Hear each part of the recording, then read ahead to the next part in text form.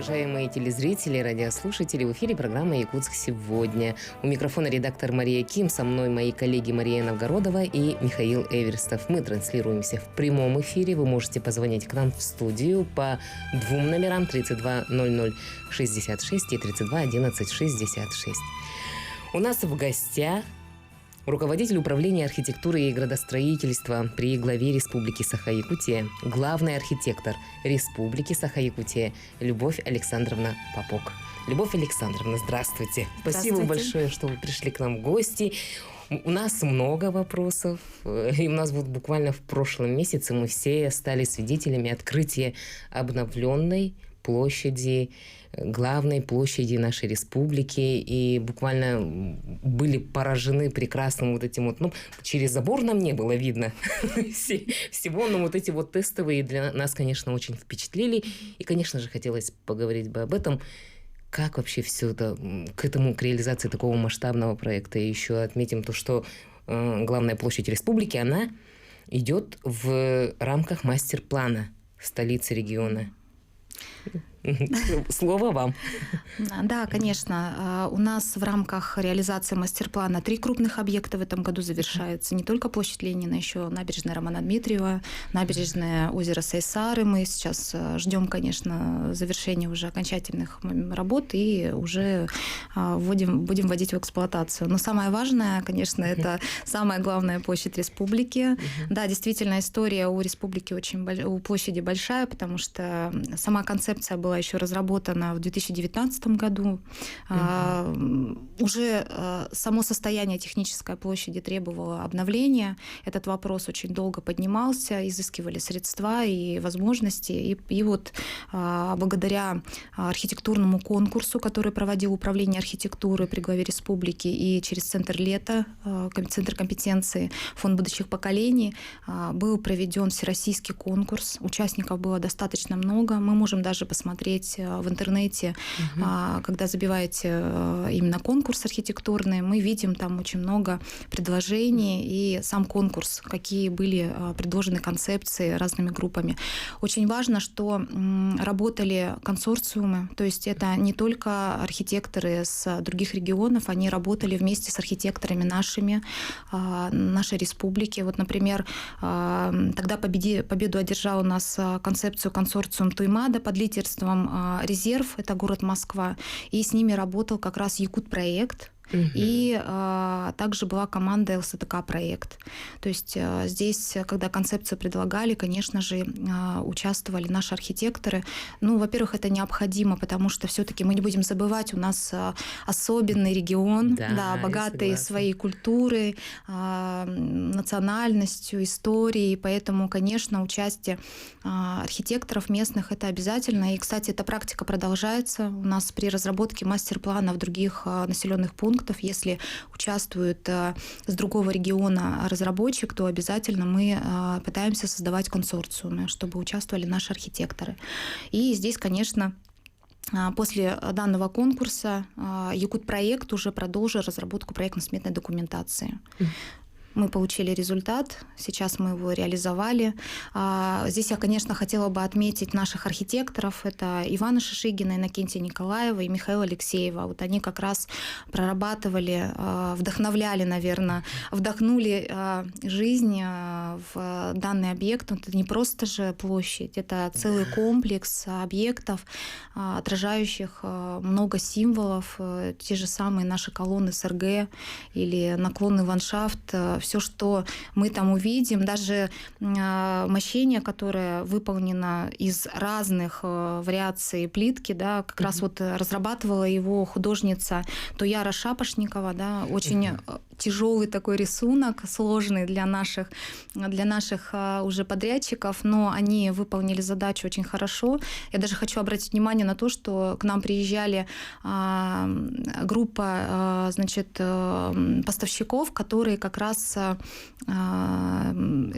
плитка, которая используется, и они прошлись по площади уже по завершающей, посмотрели, как уложили, и приняли на 5 с плюсом, поэтому качество плитки очень хорошо выложено, рисунок соблюден. соблюден. Поэтому мы даже увидим, где наклонный ландшафт, по краям все вечером видят подсветку из голубых эрклезов, да, это вот как раз то, что архитекторы хотели показать вечную мерзлоту.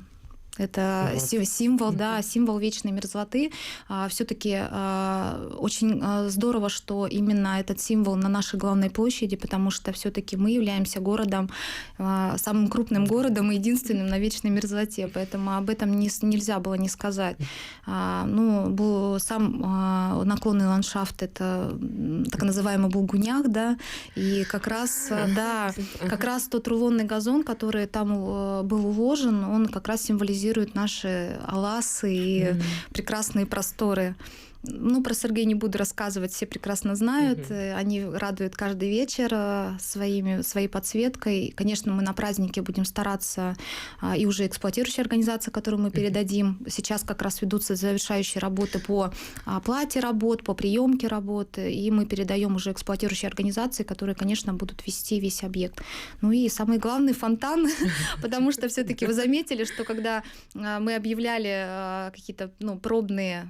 Мы, конечно, старались. Вот честно сказать, мы понимали, что уже заканчивается сезон, и на самом деле все пробные подходы, да, даже в конце, вы, наверное, обратили внимание, мы уже начинали ограждения открывать, мы пытались людям хоть немножко показать, насладиться вот фонтаном, потому что мы понимали, что уже период осени, зимы, и мы, конечно, будем консервировать его. Ну, надеюсь, что люди оценили население. Да, люди оценили, потому что прям каждая история, сколько я не посмотрю, они всегда открыли, да, уже открыли, такая, нет, еще не открыли, это тестовый запуск. Но они все прям шли, они тут музыку слушали, говорят, эта музыка прям простирается по всему. У меня даже знакомые говорят, что когда слушают какую-то музыку, у них уже ассоциация с фонтаном, да, это действительно так. Вот представьте, как сейчас мы очень ждем прям прихода лета, вот когда сезон откроется фонтанов, когда все это запустится, да, и вся эта красота музыкальная. Конечно, за всем этим, и за всей этой работой, за этим проектом люди, их труд. Практически мы видели на фотографиях, как этот фонтан, это не просто фонтан, это умная машина, наверное, по запуску, да, вот каждой струи, потому что там столько всех этих оборудований было, и мы же не понимаем это, техники понимают, и вот как вся вот эта вот работа шла, это все равно очень сложно, технически было сложно. И под Булгуняхом, Аннутыгар, там, под ним. Да, конечно. Это все так продумано. Ну, здесь я очень благодарна нашим подрядчикам. У нас очень хороший подрядчик, это компания СТ. И мы, вот знаете, это как раз вот тандем, когда заказчик слышит подрядчика, работает совместно, когда архитекторы тут же рядом, да, потому что в любом случае любой проект, он подразумевает какие-то изменения, потому что мы даже вот когда заходили на уже разработку, на реализацию проекта, то у нас уже была корректировка проекта, потому что мы понимали, что есть определенные моменты, которые необходимо будет менять, но это любое строительство, к сожалению или к счастью, на самом деле иногда это и положительные результаты. Вот, например, когда проект начинал реализовываться, мы изменили, например, покрытие именно под плиткой. То есть вообще в проекте там просто в песок укладывалась плитка, и все. Мы все-таки изменили и туда забетонировали полностью поверхность, потому что для меня, как для жителей, я буквально говорю, больше года живу в Якутске, да, и для меня, конечно, была первая сложность — это, конечно, грунты. То есть здесь вечномерзлые грунты, которые вспучивание грунтов происходит, мы это видим с вами всегда. Поэтому мы вот приняли такое решение и сделали бетонное основание под плитку, чтобы хоть немножко усмирить наш грунт. Надеюсь, у нас получится. Хотя и этот эксперимент может быть неудачный, потому что, вообще территория Республики Саха-Якутия настолько она разнообразна и сложная, вообще суровые условия.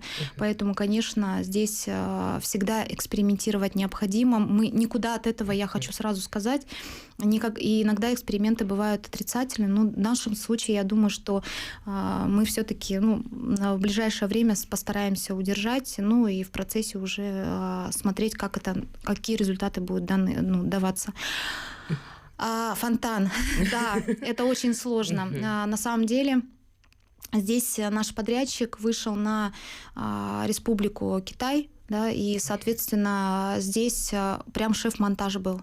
И по СРГ, и по фонтану был шеф-монтаж, они приезжали, потому что здесь индивидуальный проект совершенно, особенно СРГ. Поверьте, вы таких СРГ нигде не встретите. По всей стране это точно, потому что это индивидуальный проект, и, соответственно, свои сложности есть определенные, да. Поэтому даже когда наши друзья из Китая приезжали, они сами столкнулись с определенными сложностями, и в процессе мы как бы очень долго наш подрядчик объяснял, почему именно так, почему, да, вот. И, соответственно, шеф-монтаж уже произошел, все запуски мы делали совместные, и СТ сейчас вот полностью переняли все оборудование, все забрали под свое крыло, и, конечно же, в рамках уже передачи объекта мы будем с эксплуатационной организацией работать и передавать также. Но сразу скажу, конечно, там должна работать в рамках, чтобы эксплуатировать такой объект, необходимо, конечно, создавать отдельную структуру, потому что и там ведь фонтан и звуковой, и световой достаточно очень много таких решений. Все это надо синхронизировать. В конце концов, мы не должны с вами ежегодно слушать одни и те же мелодии, да, мы должны все это менять, подстраивать. Ну, там целая технология, поэтому все очень сложно было, сразу скажу. Но я думаю, мы справились, и опять же, потому что мы работали командой, потому что мы пытались решить быстро вопросы. И я еще раз повторюсь, я очень благодарна нашим подрядчикам, что они слышащие, они прислушивались, и вообще они были заинтересованы в части... Вы знаете, я с ними сколько раз встречалась, они прям для себя... Это для них как событие вот в жизни, которое они обязаны выполнить хорошо. То есть у них само отношение такое было ответственное очень, потому что, я еще раз повторюсь, это главная площадь республики. И, главное, всемогущие китайцы тоже пришли и не могли никак понять, как все это может работать. Да. Но на самом деле очень здорово, что на такой площади совпало очень много интересов в части, и то, что у нас дружеская наша страна Китай тоже участвовала в реализации этого проекта, и то, что подрядчик очень так ответственно отнесся, и концепция в задумке на сегодня, она действительно реализована. Конечно, еще много остается сделать. Одно из самых сложных, то, что мы должны с вами сделать, это озеленение. В городе Якутске с этим тоже проблема, как оказалось. Оказывается, что деревья не так быстро приживаются, определенный уход, не все сорта приживаются. Тут целые, не знаю, исследовательские работы. И здесь, конечно, мы дальше будем продолжать работу по озеленению. Вот в одном из своих интервью я читала, вы попросили жителей республики очень бережно относиться к самому вот покрытию, которое вот сейчас, да, и вот, я так понимаю, к газону, да? Да. Вот самое главное, да, сейчас за нами просто сохранить вот это вот все, вот эту вот шикарную обновленную нашу площадь, вот эти иконы весь, которые вот Сергей, это же все где-то вот так вот все я так понимаю, под землей между собой, как в фильме «Аватар», да? Проводами. Там связи, только связи. Не дай бог там что-то сорвется, да? Да, конечно. Ну, кстати, вот как раз вот то, что я говорила, что мы корректировали проект, например, когда мы столкнулись с наклонным ландшафтом, да, то, например, сразу начали понимать, что без автополива невозможно. И вот казалось, вы просто видите пространство, а на самом деле там закрыт автополив. То есть человек, который будет сидеть, надеюсь, наш газон приживется, он даже не почувствует, что на самом деле корневая система, она подпитывается водой. То есть мы это все тоже предусмотрели, это в рамках корректировки проекта. Но это необходимо, потому что вы видели, достаточно большая площадь. Очень хорошо, что принято было решение не сажать газон, а именно укладывать рулонный газон, потому что у него, во-первых, срок уже, возрастной срок, требуемый как раз необходимый для приживаемости. И действительно, по отзывам, он приживаемый очень. Из Новосибирска его привезли. Он дренированный, поэтому мы надеемся, что все получится. Да, моя просьба не ходить по наклонному ландшафту, потому что, вы знаете, я в рамках своей работы езжу по многим регионам, и на самом деле проблема не только у нас на севере, даже в южных территориях эта проблема есть. То есть для того, чтобы газон прижился, чтобы корневая система у него сохранилась, ему необходимо, я уже это озвучивала, хотя бы год, но по-хорошему ему нужно 2 года для того, чтобы окрепнуть.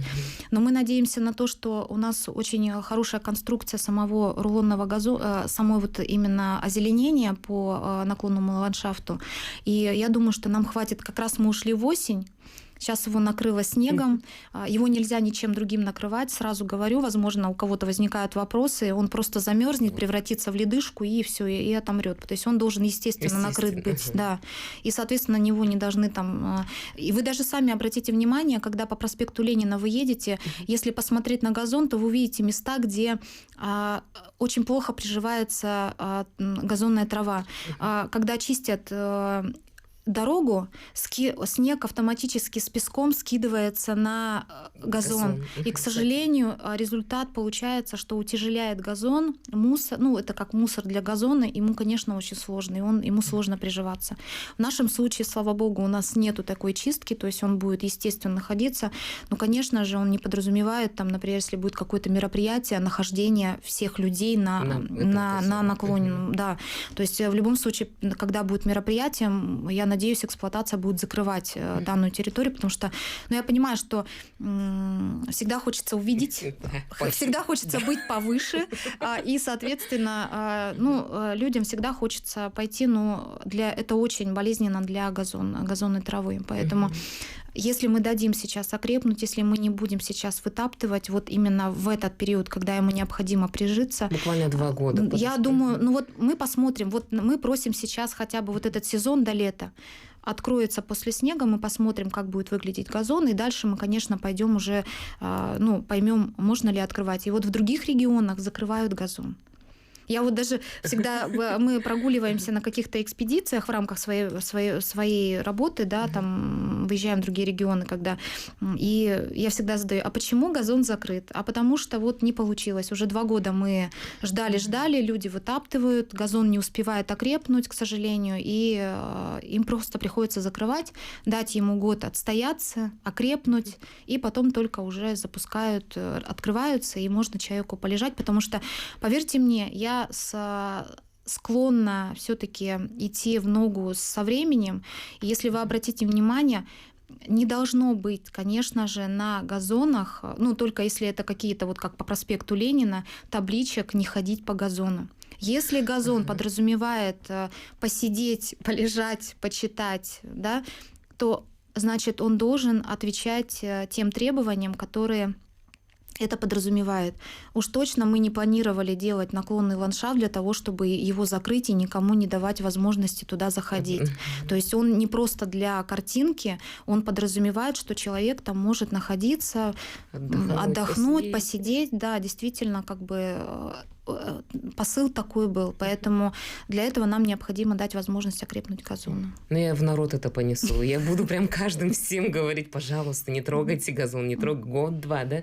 2. Да. В идеале, конечно, 2, но мы посмотрим, как он на самом деле, потому что, может быть, действительно на самом деле качественный газон. Я вообще думала, что он умрет. Это для меня это вообще болезненно было.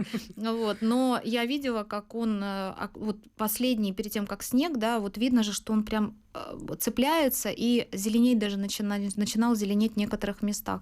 И, кстати, наши подрядчики там даже какую-то такую смешную вывеску написали, что, пожалуйста, от имени газончика там, пожалуйста, дайте нам мне окрепнуть, да, там, то есть он тоже так мило отнеслись, молодцы просто. Я думаю, что жители республики Якутии, мы с пониманием отнесемся, и правда, действительно, все взявшись хором, образно, да, за руки, не будем трогать этот газон, чтобы потом уже на нем можно и было отдыхать, и полежать, да, в обеденный перерыв, там, ждем же все этого теплого времени года, чтобы провести время на главной площади нашей республики. Буквально сейчас мы уйдем на рекламу, мы уже поговорили 20 минут, мы уйдем на рекламу минуты 3-4 и вернемся к нашей беседе. Поговорим про премию ЕГЭ.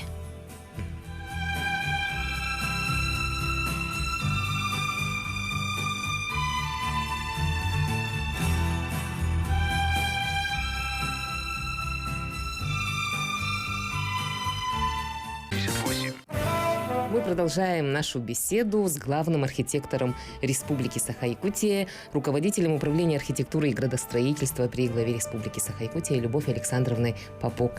И мы сейчас поговорим о премии ЕГЭ. Все мы ждем... Самое, наверное, главное, в какой цветовой гамме пройдет очередная премия. Уже третья по счету, да? Вторая. Вторая. Да, вторая. В прошлом году мы делали фестивали в рамках ЕГЭ. Но мы вообще как постараемся ЕГЭ взять за основу, потому что это среда всегда охватывает все сферы, поэтому все, что вокруг нас, даже вот в любом помещении мы с вами сидим, все это среда, которая создает настроение, создает какое-то ощущение для человека по-разному, да. Поэтому все мероприятия мы проводим, конечно, в рамках ЕГЭ. Первая премия состоялась в 2022 году. Действительно была серьезная, успешная такая премия. Да, действительно, отметили тогда. Это же впервые такая премия была, где можно было действительно ознакомиться с успехами республики по всем направлениям, которые охватывают национальные проекты. Потому что когда архитектура — это не только фасады, архитектура — это все. Это все, что нас окружает. Да. А в этом году состоится вторая премия 29 и 30.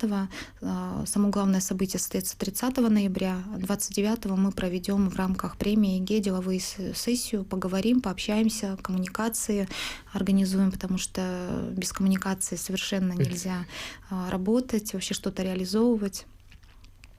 Цвет. Цвет. Да, в этом году цвет у нас будет в сине-фиолетовых оттенках. Это космос.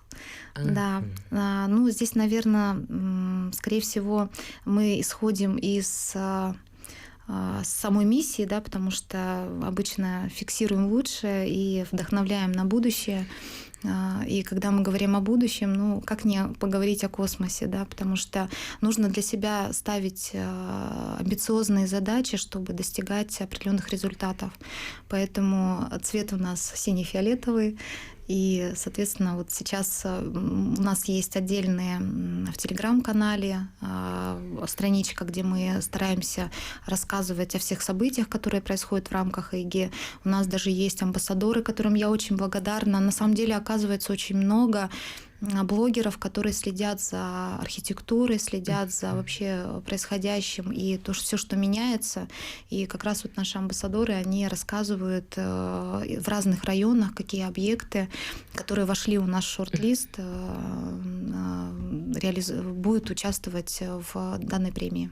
А в шорт-лист сколько объектов вошло в этом году? На сегодня 107 объектов. Это совершенно разные номинации. Как я ранее сказала, мы охватываем национальные проекты, начиная от объектов социальной инфраструктуры, жилья, транспорта. У нас и мосты появились, дизайн, конечно же, дизайн помещений, ландшафт. То есть все сферы мы постарались охватить, потому что без любой этой сферы не будет меняться среда. В 2022 году, насколько я помню, выиграл Горный район. И Горный район выиграл там они все учли, да, у себя, я так понимаю, и концепцию, и весь свой проект. Сколько районов в этом году? Ой, охват на самом деле очень большой.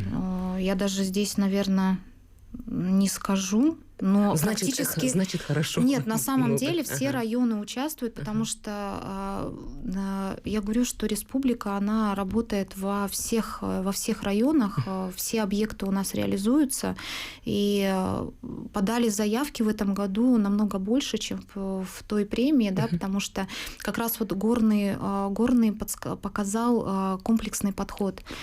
Мы сейчас, вообще все национальные проекты сейчас об этом и говорят, о том, что необходимо комплексно реализовывать и развивать свои территории. Об этом говорят и мастер-планы. Мастер-планы не просто так у нас появились.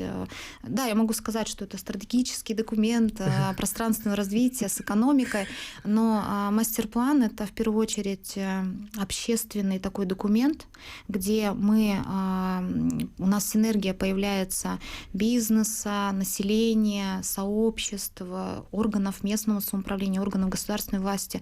То есть он же обсуждаемый, это открытый документ, где житель может поучаствовать в развитии своей территории и определить вектор развития. Это очень важно. Поэтому Горный как раз на тот момент показал комплексность по всем программам своим. И, кстати, он выиграл тогда гран-при, да, и реализовали, за счет гран-при они реализовали общественное пространство. То есть это целевой гран-при достаточно. Так что все в среде в нашей. Спасибо за то, что объяснили, что такое мастер-план на хорошем человеческом, да, на нашем языке. Я хотела бы еще спросить по номинациям. Что-то новое будет у вас в этом году? Ну вот, как раз вот по номинациям у нас появились как раз транспортная инфраструктура. Например, в номинацию попал проспект Ленина, да. А вот как раз проспект Ленина — это как раз комплексный подход. То есть ремонтируем дорогу, капитальный ремонт, да, там реконструкция как раз была. Тут же благоустраиваем прилегающие территории, тут же отрабатывается дизайн-код. Вы же видите, как у нас поменялись вывески. То есть это же вот это как раз комплексный подход, да, когда участвуют все направления в реализации, казалось бы, проспект Ленина, казалось, только улица. Отдельный да? объект. Нет, на самом деле как раз здесь учитывается все. Здесь, конечно, сразу же эффект идет определенный. Вот как раз реализация национальных проектов, она должна давать экономический эффект. То есть привлекательность территории подтягивает бизнес и, соответственно, население. То есть мы, наверное, все любят прогуливаться по проспекту Ленина, наполняемость, соответственно, бизнесу от этого хорошо, а это уже налоги и результат, соответственно, развития территории. И на самом деле любой проект, он должен какой-то такого эффекта достигать. Социального, экономического, финансового. Ну, то есть вот так.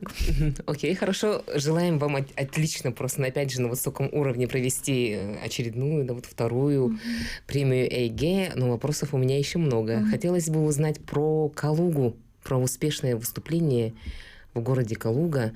Я сейчас скажу правильно, это был Всероссийский форум развития малых городов и исторических поселений. И Якутия там тоже с хорошими результатами оттуда приехала. Да, конечно. Ну, ежегодно спасибо Владимиру Владимировичу Путину за то, что он поддерживает вообще данный конкурс, потому что он неоднократно выступал с таким посылом, что именно комфортная городская среда, она позволяет вовлекать население. Это вот тот момент, когда житель может поучаствовать в реализации, начиная от выбора территорий и заканчивая его реализацией в рамках проектно-сметной документации, когда разрабатывается концепция. Поэтому это, мне вообще кажется, что Владимир Владимирович всегда очень много об этом говорит. Наверное, это одна из самых любимых его программ. Но это мое субъективное мнение, но я так думаю. Вот, поэтому здесь мы тоже участвуем уже не первый раз. У нас очень много побед ежегодно, потому что у нас очень сильные команды, сильные районы. У нас очень сильный центр компетенции, которому я тоже очень благодарна. Это мой помощник, да, Лето, который действительно помогает нашим муниципальным районам подготавливать заявки, участвовать. Кстати, центр компетенции всегда отмечают как один из самых лучших центров компетенции в нашей стране, поэтому Здесь я им очень благодарна за помощь, и мы видим реализацию проектов, которые действительно преображают наше поселение, изменяют иногда, потому что любое общественное пространство, которое появляется на территории, вы не поверите, что оно за собой несет. Оно несет за собой, во-первых, благоустройство, изменение жизни людей, потому что они даже в маленьких населенных пунктах появляются такие общественные пространства. Поверьте, я в других регионах такие не видела. В сельской местности появляется качественное, очень интересное, отображающее идентику, да, общественное пространство, которое собирает в себе, во-первых, меняет среду. Вот я как раз говорю, что каждый человек может поменять вокруг себя. Все, что он видит, он может повлиять на изменение среды. И вот как раз общественное пространство позволяет, подтягивает бизнес, конечно же, да, то есть это такая точка притяжения становится. И здесь мы в Калуге тоже у нас 5 победителей, 300 миллионов рублей мы принесли в копилку нашего региона, да, мы очень рады. Мы уже готовимся к реализации, у нас они приступили к разработке проектно-сметной документации, команды готовятся. Это у нас Томот, Амга, Нижний Бестях, Токолёк-Минск и Хандыга. У нас в этом году география расширилась, всероссийский конкурс дальше продолжается, и мы уже сейчас готовимся к участию всероссийского конкурса, потому что хочу сказать, конечно, с каждым годом сложнее участвовать в конкурсе, потому что он становится популярный, и мы также благодарны, что у нас выделили Дальний Восток отдельно. То есть нам дают возможность, да, теперь еще на Дальнем Востоке отдельно выигрывать всероссийский конкурс. Ну, это вообще отлично будет, потому что у нас, извините меня, регионов. И самое главное, то, что, несмотря ни на что, да, все пространства делаются для жителей. Да. Для жителей республики. Да, и конечно. Жители республики имеют право полное в этом принимать участие. Вот это тоже еще больше всего радует. Поставить там где-то велодорожку сделать, оформить, да? Тропинку, набережные. Это радует, прям радует. И активность участия наших районов, конечно, тоже очень сильно радует. Да, да. В этом году голосование у нас было, и мы видели, как население прям действительно показали вообще в этом году они показали очень большие цифры, поэтому мы прям благодарны каждому жителю, который неравнодушен, конечно же, к своей территории, к развитию.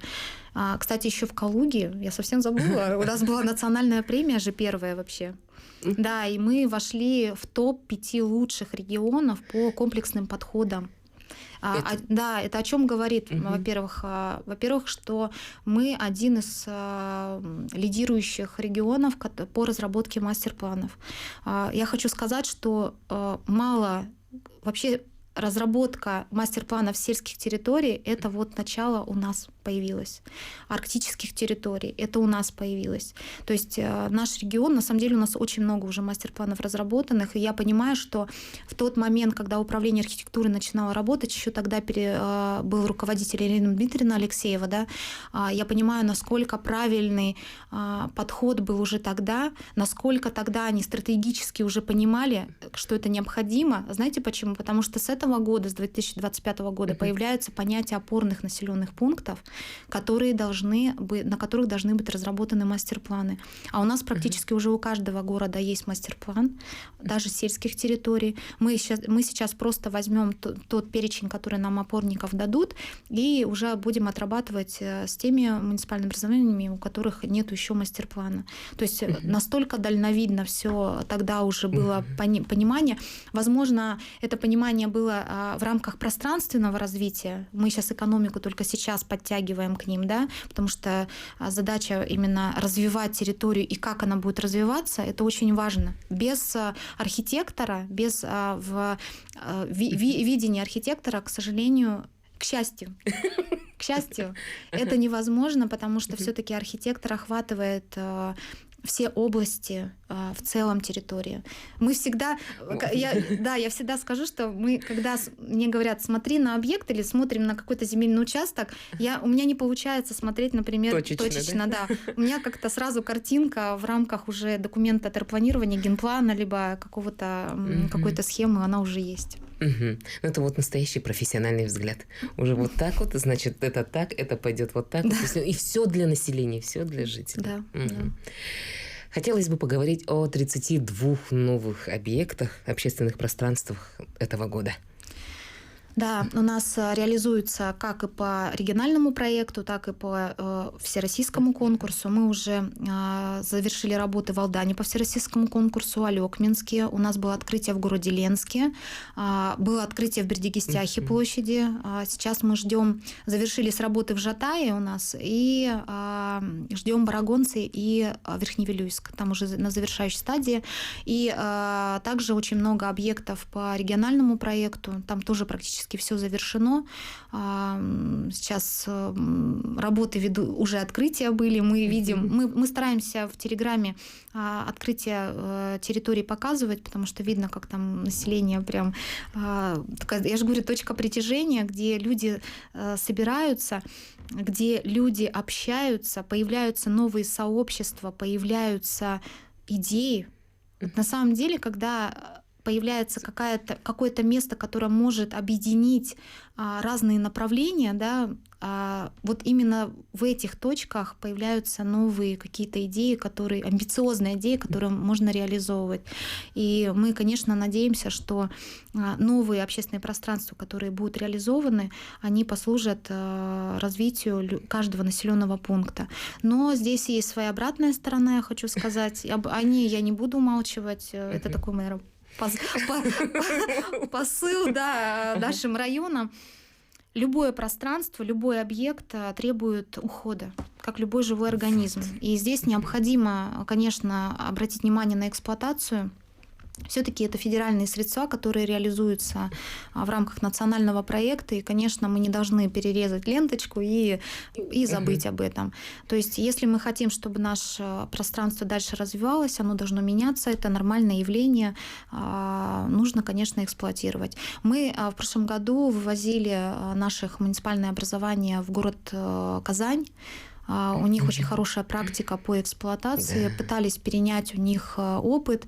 Надеюсь, у нас получилось. Кстати, вот один из хороших примеров – это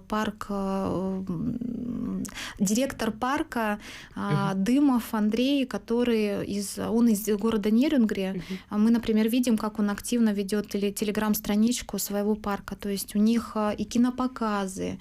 То есть это уже социокультурное наполнение, что немаловажно, кстати, да, для общественных пространств.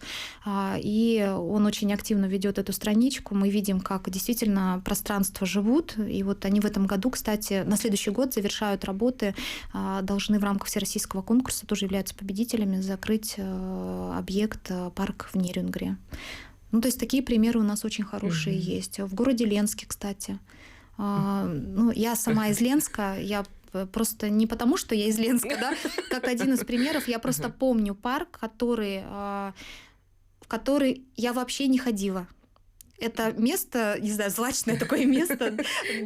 Страшно, да, потому что не благоустроено, да. И что произошло после всероссийского конкурса, после формирования комфортной городской среды, вы не поверите, там нету ни одной свободной лавочки даже зимой. Но время развала все равно дало о себе знать. Да. У нас в Алекминске тоже. Я не знала, зачем мне идти в парк культуры, но там старались как могли из последних сил качели содержать. Осталась буквально 1 минута, и я вот призываю всех телезрителей, радиослушателей подписаться на телеграм-канал Управления архитектуры и градостроительства и прям смотреть, какие все-таки территории и общественные пространства открываются, да, все новые и новые с каждым годом. Управление архитектуры, я вам желаю отличной, продуктивной работы. В народ я обязательно понесу то, что не надо нам надо беречь вот эти вот объекты обязательно, да, и вот эксплуатацию, соответственно, уже нужно будет определенно как-то, чтобы сохранить это все нашему поколению будущему. Спасибо, Любовь Александровна, отличная беседа, и еще раз обязательно приглашу вас к нам в гости. До свидания, до новых встреч.